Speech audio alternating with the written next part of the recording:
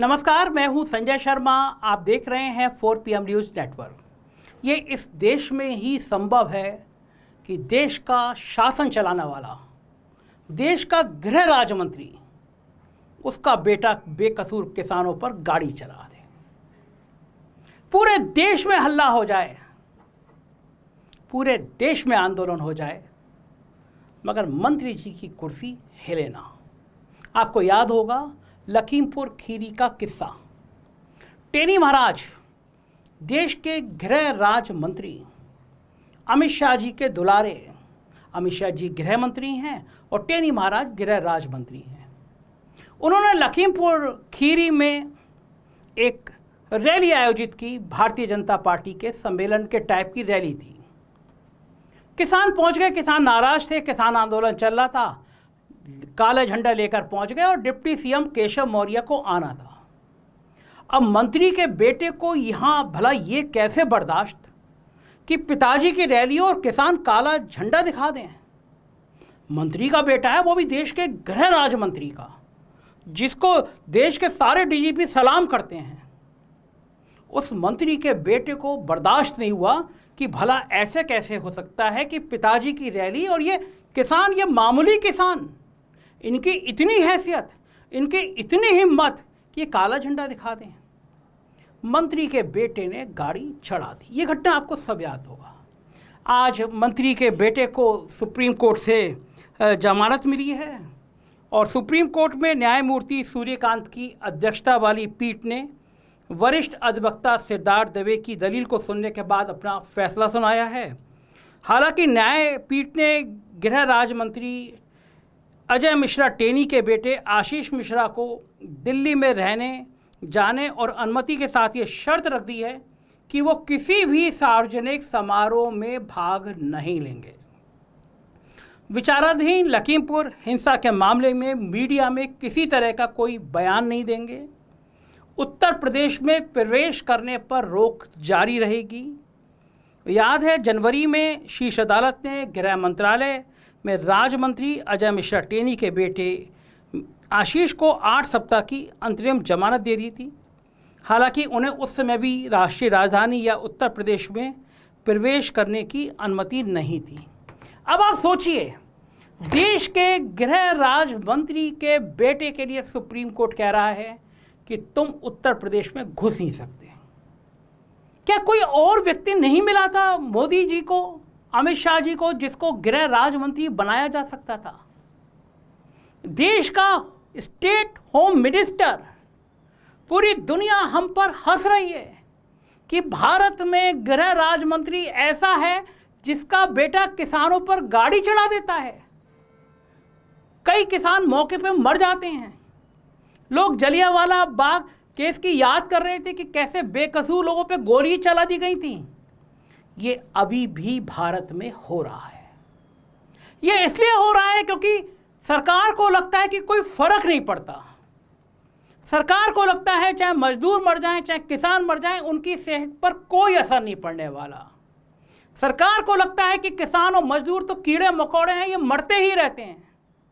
वरना इतनी हिम्मत नहीं होती कि टेनी महाराज का इस्तीफा नहीं होता। आप सोचिए, वो जो किसान के ऊपर गाड़ी चढ़ी, इस देश में यह नारा भी लगाया गया था, जय जवान जय किसान। मतलब देश के जवानों की जय हो, देश के किसानों की जय हो। जिस देश में किसानों को अन्नदाता बताया जाता था, जिस देश में किसानों को भगवान बताया जाता था, उनकी चरण वंदना की जाती थी, अब ये सत्ता, ये निरंकुश सत्ता, ये घमंड में चूर सत्ता उन पर गाड़ी चढ़ा देती है और तब भी मंत्री का इस्तीफा नहीं होता। भारतीय जनता पार्टी तर्क देती है कि हमने लखीमपुर खीरी, जहां पर किसानों की मौत हुई थी, हमने वहां की सारी सीटें जीत ली हैं। तो लोकतंत्र में क्या ये पैमाना माना जाए कि अगर आप सारी सीटें जीत लेते हैं तो उस जिले में आपको किसानों के ऊपर गाड़ी चढ़ाने का लाइसेंस मिल जाता है?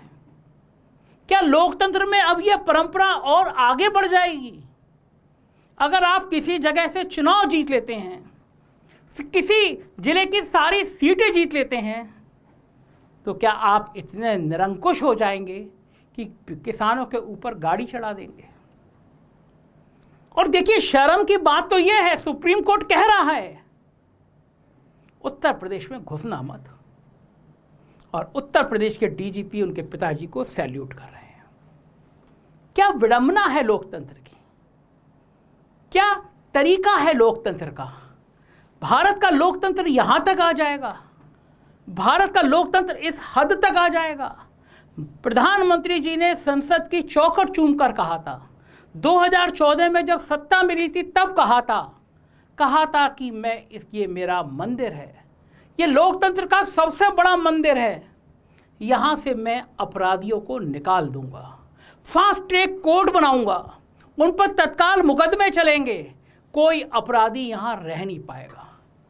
प्रधानमंत्री जी, क्या आपको वो अपना बयान याद नहीं है? इस देश की जनता को आपका वो बयान याद है, इस देश की जनता को वो सवाल याद है, उनके जवाब याद हैं। मगर प्रधानमंत्री जी, आप भूल गए। आपको लगा कि अगर सारी सीटें जिता देता है लखीमपुर, तो आपको लाइसेंस दे दिया कि जिन बेकसूर किसानों के ऊपर गाड़ी चढ़ाई थी, उस नौजवान का, उस पागल नौजवान का, सत्ता के मद में पागल हुए नौजवान के पिताजी का इस्तीफा ना लिया जाए। सरेशाम गृह राज्य मंत्री ने टीवी चैनल के पत्रकारों को धमकाया था, सरेशाम कहा था कि होश में रहो। ऐसी गुंडा मानसिकता रखने वाला मंत्री इस देश का गृह राज्य मंत्री है, और हम और आप विवश हैं लोकतंत्र की इस व्यवस्था को झेलने के लिए। जिन प्रधानमंत्री जी ने कहा था कि पार्लियामेंट में वो घुसने नहीं देंगे अपराधियों को, वहां पे लगातार अपराधियों की संख्या बढ़ रही है। मंत्रियों पे आपराधिक केस हैं, सांसदों की तो बात छोड़ दीजिए। तो प्रधानमंत्री जी, क्या लोकतंत्र ऐसे ही चलेगा? ये लोकतंत्र की बलि ऐसी चढ़ती रहेगी? ऐसे अपराधी, ऐसी गुंडे, ऐसी हत्यारी मानसिकता के लोग मंत्री बनते रहेंगे? ऐसा लोकतंत्र तो भारत में स्वीकार नहीं होना चाहिए।